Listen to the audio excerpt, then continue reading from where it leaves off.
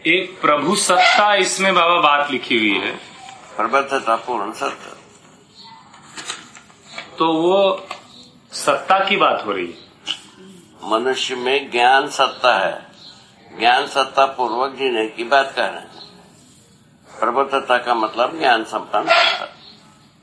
प्रबुद्धता का मतलब तो ज्ञान विवेक विज्ञान संपन्नता है, उसके आधार पर जीने वाला वो सत्ता को मानता।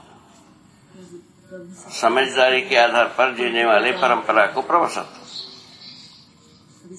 प्रबुद्धता का मतलब प्रबुद्धता पूर्वक जीने वाला, जीने वाला। नहीं तो जैसे इसमें लिखा है प्रबुद्धता पूर्ण सत्ता, ठीक है ना। ज्ञान प्रबुद्धता का मतलब ज्ञान परिवर्तन, दो बार कहना रहे। नहीं तो ज्ञान पूर्ण सत्ता, ज्ञान पूर्वक जीने वाला, जीने वाला होना चाहिए ना वो उसमें बढ़िया लिखा है बाबा। प्रबुद्धता आदमी बुद्धि लगाएगा ऐसा मान के चला है, नहीं निर्बुद्धि से बात होगा ऐसा नहीं है। नहीं बाबा, प्रबुद्धता पूर्ण सत्ता आपने लिखा है, सत्ता आप किसी खास पहले ही सब बात का व्याख्या हो चुकी है।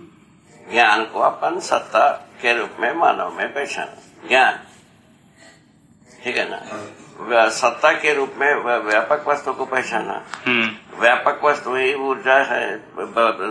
बाकी संसार में, मानव संसार में ज्ञान है।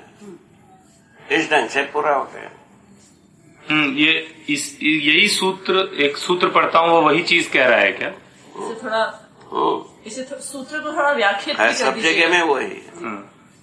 यहाँ लिखा है व्यापक सत्ता अथवा परमात्मा जागृत मानव में से के लिए कार्य व्यवहार काल में नियम के रूप में, विचार काल में समाधान के रूप में, अनुभव काल में आनंद के रूप में और आचरण काल में न्याय के रूप में प्राप्त है, क्योंकि सत्ता में संपूर्ण प्रकृति विद्यमान है। ठीक है, यही सहअस्तित्व है।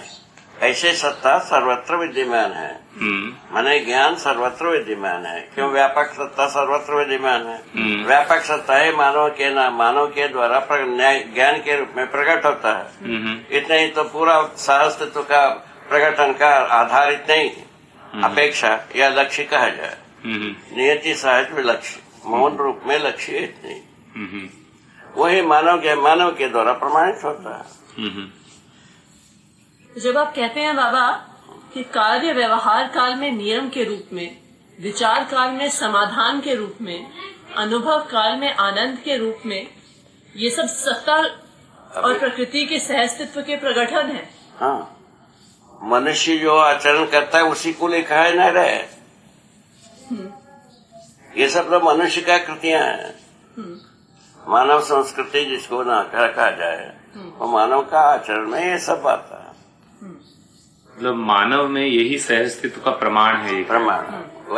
और एक तरह से कहा ना, अगर सहअस्तित्व का मौन रूप में लक्ष्य बोले तो यही सहअस्तित्व का प्रकटन है, यही लक्ष्य फाइनल।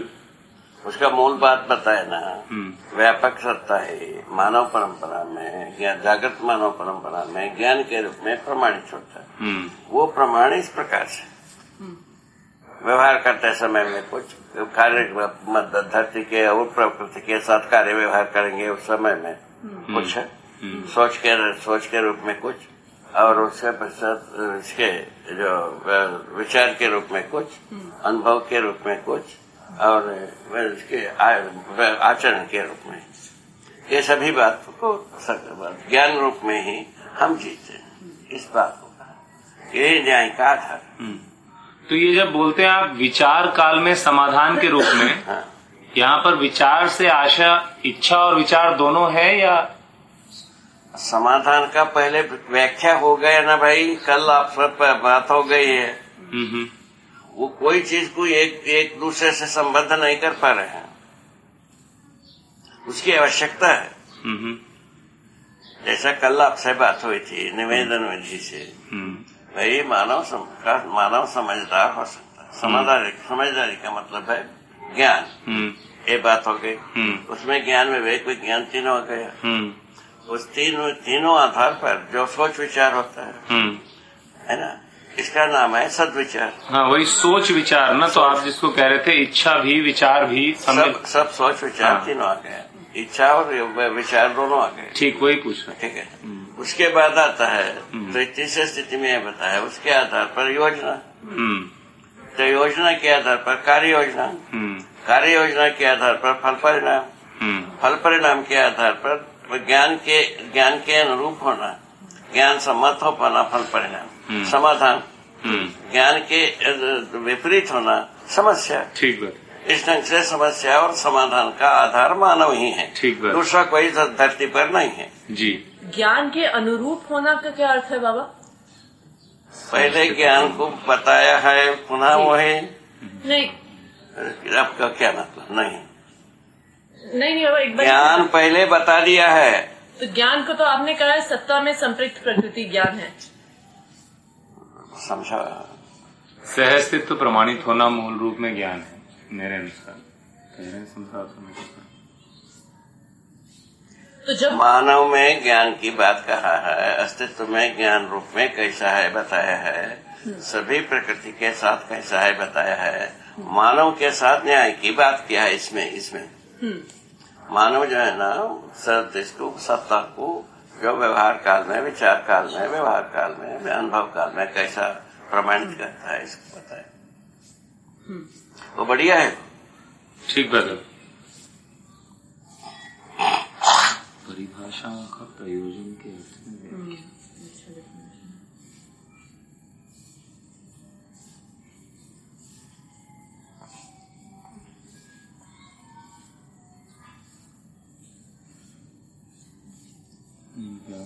और कंप्लीट हो जाता परिभाषा की।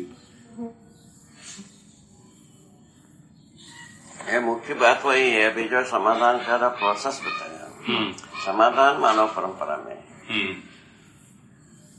सर्वतोमुखी समाधान, जिसको हम अभ्युदय पहले नाम दिया है। अभ्युदय एक शब्द दिया है परंपरा में।